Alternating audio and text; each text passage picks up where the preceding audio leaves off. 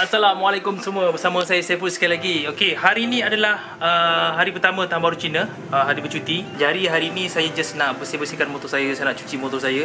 Sebab ada beberapa motor saya yang kotor, saya tak sempat nak cuci. Jadi hari cuti ni memang inilah masanya untuk kita bersih-bersihkan segala apa saja kenderaan yang kita ada. Okey, kereta saya pun kotor, tapi kalau nak cuci semua habislah penat. Okey, si YZ bersih, jadi saya tak akan cuci si YZ. Saya akan cuci 3 motor ni, CV, si Sprint dan juga si Yellow Panther. So far Yellow Panther masih lagi bersama dengan saya. Saya masih lagi dalam keadaan ragu-ragu saya nak jual ke tak nak jual ke kan. Tapi mostly saya rasa macam entahlah, tengoklah, macam nak jual sayang juga kan si Yellow Panther ni.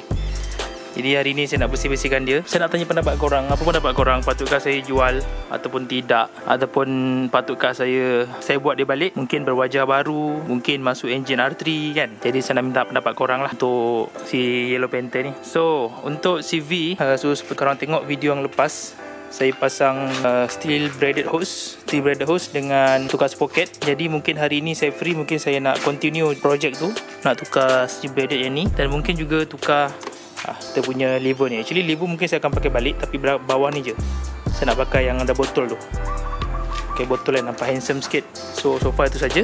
Jadi hari ni projek saya memang saya nak cuci je lah motor-motor saya ni. Nampak ni si Sprint berapa kotor nampak. Oh kotor. Yellow Panther pun kotor. Hari ni saya ada free masa, jadi saya nak cuci. Okay, jom kita layan aja.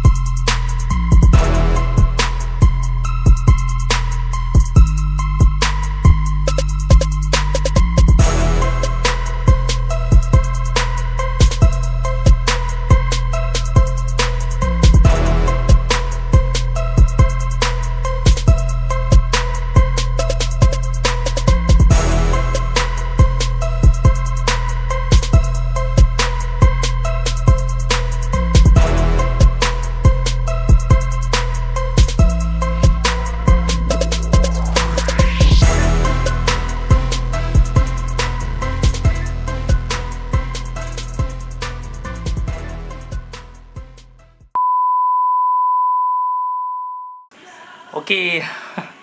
Penat gila. Memang saya penat. Baru 3 motor. Nasib baik si YZ tak kutuk juga. Kalau tidak dengan dia sekali kena cuci. Yang penat lah.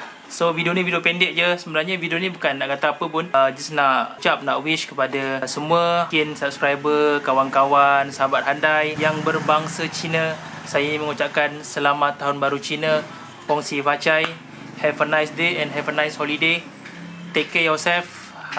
Makan, jaga sikit, jangan makan manis-manis banyak sangat dan sebagainya. So itu saja. Have a nice day. Okay, bye bye dan assalamualaikum.